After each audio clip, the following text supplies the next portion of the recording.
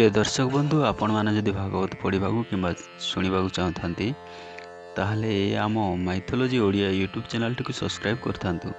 ए channel रे धारावाहिक भाव में श्री जगन्नाथ दास को प्रणीत श्रीमद् भागवत महापुराण गोटे गोटे अध्याय वीडियो प्रत्येक दिन आसिबो। पूर्व वीडियो रे आमे श्रीमद् भागवत महापुराण रो प्रथम स्कंद द्वितीय अध्याय पाठ करथिले। आज आमे प्रथम स्कंद तृतीय अध्याय पाठ करिबा। तेबे चलंतु डेरी न करी वीडियो स्टार्ट करिबा। आसंतु। नमो भगवते वासुदेवाय। तृतीय अध्याय। तृतीय अवतार कथा जे तांको चरित व्यवसा। पंचम प्रश्नर उत्तर बोलंती सुत मुनिवर। सुत कहती शुद्ध चित्ते हरसे मुनिक ग्रते। सुत उवाच शुण सकल मुनि जने हरिचरित सावधाने। सृष्टिर काले से मुरारी महापुरुष रूप धरी। महत आदि अंगे पशि विराट रूपे ब्रह्मराशि। कलाब हई षोडश अनादि परम पुरुष। मन अंतरिक्ष समीर अनल वसुमती जल। बुद्धि इंद्रिय जहा चिंती कर्म इंद्रिय पांच घेती। हेमंत कला ए षोडश ए आदि सृष्टि उपदेश। से सृष्टि स्वर्ग इच्छा करी जले जोग निद्रा विस्तरी। तानाभिक मलुक मल प्रकाशी आच्छादित जल। ब्रह्मा होइला तहु जात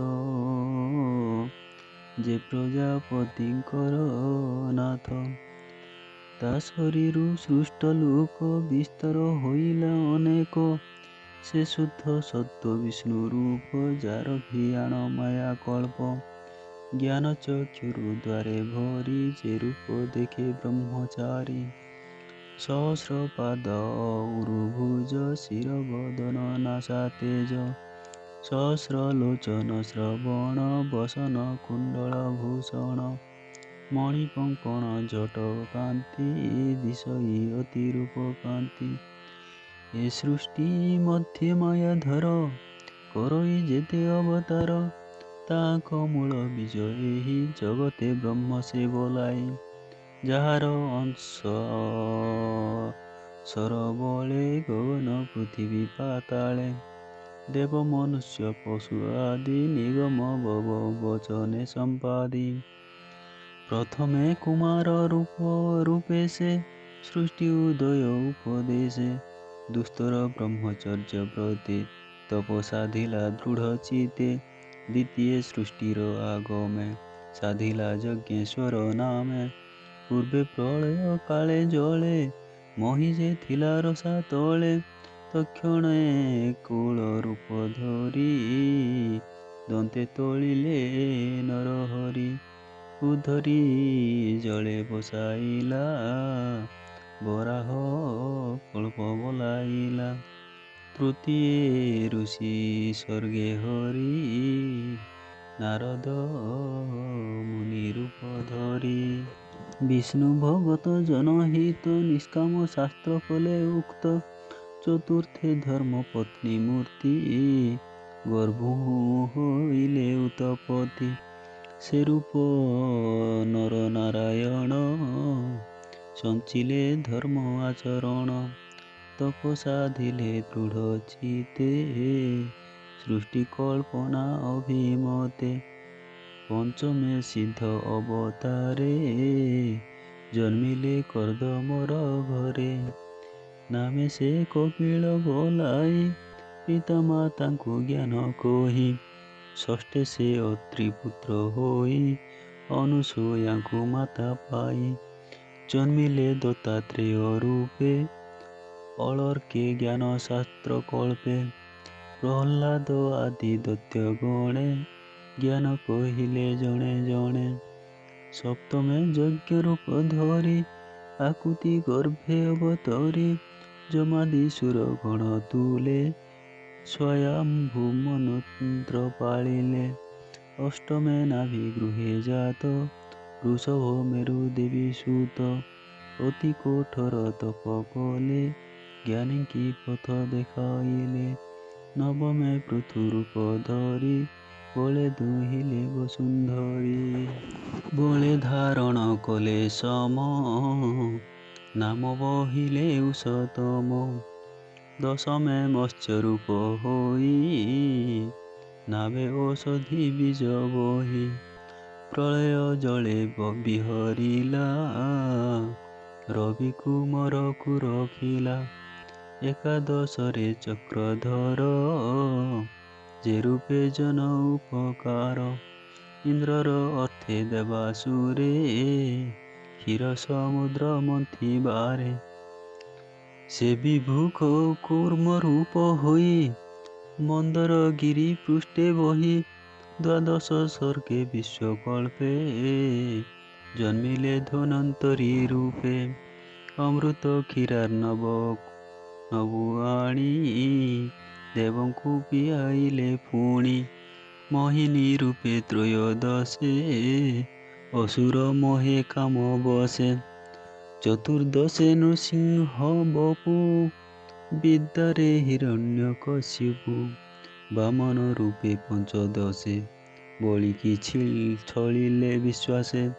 ଷୋଡ଼ଶ ଅବତାରେ ହରି ପରଶୁରାମ ରୂପ ଧରି ପିତା ବଧରେ ଅହଙ୍କାରେ ଧରଣୀ ଏକବିଂଶବାରେ ଭ୍ରମିଲେ ମହାକୋପାନଳେ ରାଜାଙ୍କୁ ଧରି ବାହୁବଳେ ଦୁଷ୍ଟ କ୍ଷତ୍ରିଙ୍କୁ କାଟି ମୁଣ୍ଡ ରୁଧିରେ ପୂର୍ଣ୍ଣି କରି କୁଣ୍ଡ ତର୍ପଣ କଲେ ପିତୃଗଣେ ତପେ ହରିଲେ ଘର ବନେ ତର୍ପଣ କଲେ ପିତୃଗଣେ ତପେ ରହିଲେ ଘର ବଣେ ଶପଥ ଦୋଷେ ବେଦ ବ୍ୟାସ ଜନ୍ମିଲେ ପରାଶର ଅଂଶ ନିଗମ ବୃକ୍ଷ ଥିଲା ଏକ ବିଚାରି କଲେ ଶତ ଶାଖ ପ୍ରାଣୀଙ୍କି ଦେଖି ଅଳ୍ପ ବୁଦ୍ଧି ଯେ ଧର୍ମେ ସଂସାର ପ୍ରବୋଧି ସେ ପୁଣି ଦିବାକର ବଂଶେ ଶ୍ରୀରାମଚନ୍ଦ୍ର ଅଷ୍ଟାଦଶେ ଜଳଧି ବାନ୍ଧି ସୀତା ଛଳେ ଲଙ୍କା ଧ୍ୱଂସିଲେ ଭୁଜ ବଳେ ରାବଣ ମାରି ଦେବ ରାଜ ସାଧନ କଲେ ଦେବ କାର୍ଯ୍ୟ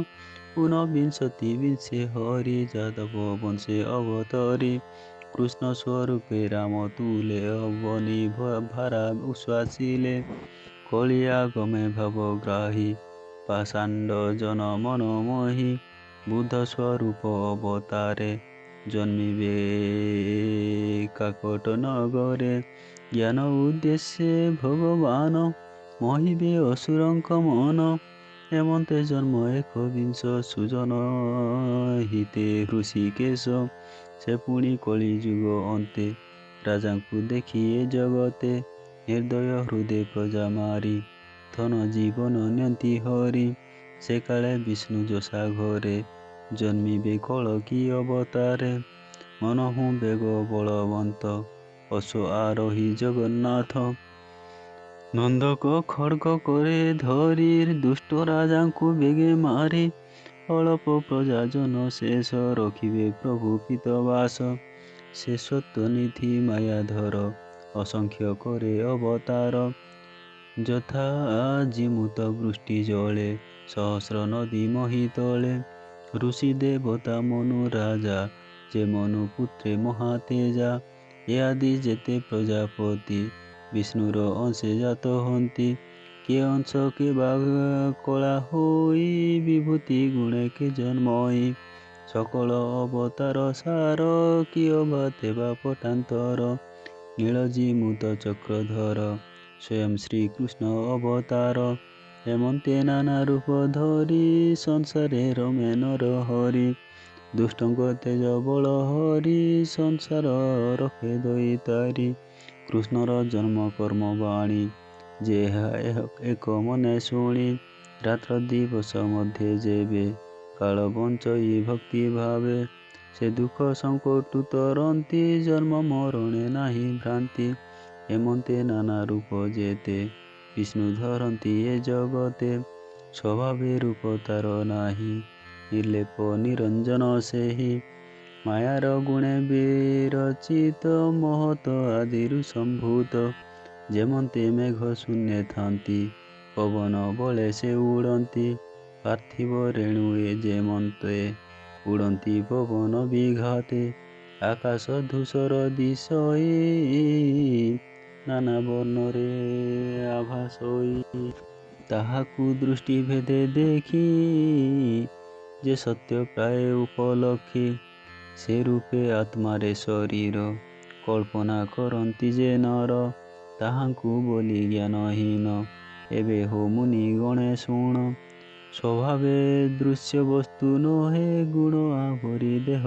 ବହେ ଏଣୁ ସେ ଜୀବ ରୂପ ବହି ଜନ୍ମ ମରଣ ପଥେ ଥାଇ ଏ ସ୍ଥୂଳ ସୂକ୍ଷ୍ମ ରୂପ ଯେତେ ସମ୍ଭବେ ବିଷ୍ଣୁ ମାୟାଗ୍ରସ୍ତେ ଆତ୍ମାରେ କଳ୍ପିତ ଶରୀର ଏତତେ ବ୍ରହ୍ମର ବିଚାର ମାୟା ମିଶ୍ରିତ ମତି ଯେବେ ନିରସ୍ତ ହୋଇ ଜ୍ଞାନ ଭାବେ ତେବେ ଆତ୍ମାରେ ଆତ୍ମା ଦେଖି ନିର୍ମଳ ମହିମା ନିରେଖି ଏ ମାୟା ଈଶ୍ୱରୁ ପ୍ରକାଶ ଯେବେ ସେ ହୁଇ ବିନାଶ ପରମାନନ୍ଦ ରୂପେ ଚିତ ତେବେ ସେ ହୁଇ ଭାବିତ ତହୁଁ ସମ୍ପନ୍ନ ବ୍ରହ୍ମ ଜ୍ଞାନ ଜାଣଇ ତତ୍ତ୍ୱଜ୍ଞାନୀ ଜନ ଯାହାର ଜନ୍ମ କର୍ମ ନାହିଁ ବେଦର ଗୂଢ଼ ତତ୍ତ୍ୱ ସେହି ତାହାର ଜନ୍ମ କର୍ମ ମାନ କବିଏ କରନ୍ତି ବର୍ଣ୍ଣନ ସ୍ୱଭାବେ ଯାର ଜନ୍ମ ନାହିଁ ବିଚାର କରିବ ତା କେହି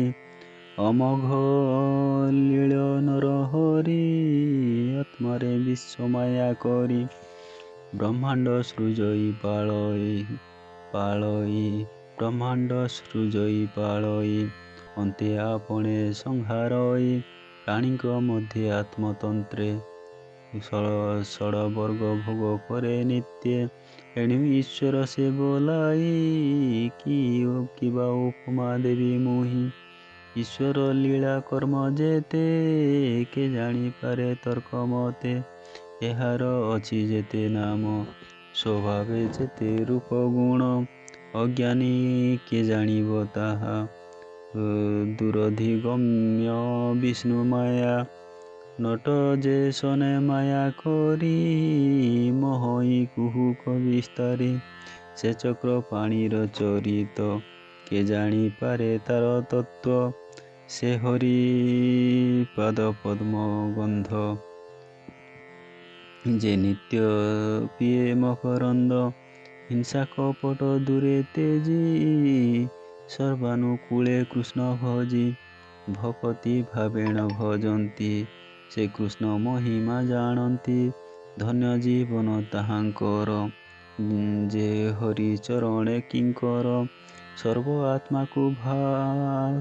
ଆତ୍ମାକୁ ଆତ୍ମ ଭାବେ ଭଜନ୍ତି ନିତ୍ୟ ବାସୁଦେବେ ଏମନ୍ତ ଭାବେ ଯେ ଭଜଇ ଏ ମାୟା ତାକୁ ନ ଲାଗଇ ଏ ଯେ ପୁରାଣ ଭାଗବତ ନିର୍ମଳ ପଦ ବିଷ୍ଣୁ ତତ୍ତ୍ୱ ବିଷ୍ଣୁ ଚରିତ ପରଶଂସୀ ପ୍ରକାଶ କଲେ ବ୍ରହ୍ମର ଋଷି ଜୀବର ମୋକ୍ଷ ଫଳ ଅର୍ଥେ ଧନ୍ୟ ମଙ୍ଗଳ ଏ ଜଗତେ ସର୍ବନିଗମ ଇତିହାସେ ସାର ଉଦ୍ଧାରି ମନ ତୋଷେ ଆତ୍ମଜ୍ଞାନୀଙ୍କ ମଧ୍ୟ ବର ଯେ ସୁଖ ରୂପେ ଅବତାର ତାହାଙ୍କୁ ଭାଗବତ ଦୀକ୍ଷା ଦେଇ କହିଲେ ଆତ୍ମଶିକ୍ଷା ସେ ପୁଣି ପରୀକ୍ଷିତ ଆଗେ କହିଲେ ଆତ୍ମ ଅନୁରାଗେ ବ୍ରାହ୍ମଣ ସାବେ ସେ ବିକଳେ ନିବାସ କରି ଗଙ୍ଗା କୂଳେ ପରମ ଋଷି ମେଳେ ଥାଇ କୃଷ୍ଣ ଚରଣେ ମନ ଦେଇ ଏ ଭାଗବତ ଶାସ୍ତ୍ର ଶୁଣି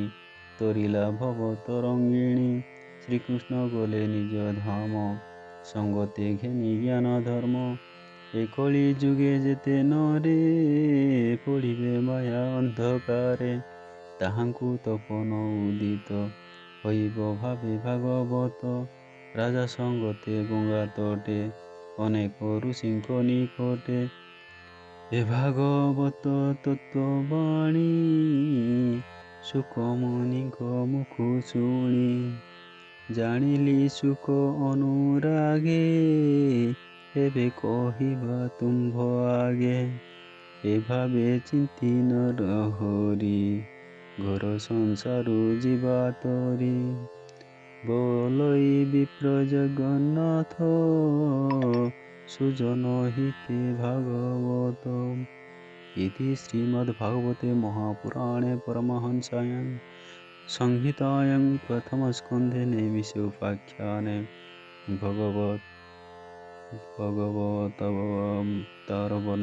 नाम तृतीयोऽध्यायः। ॐ नमो भगवते वासुदेवाय।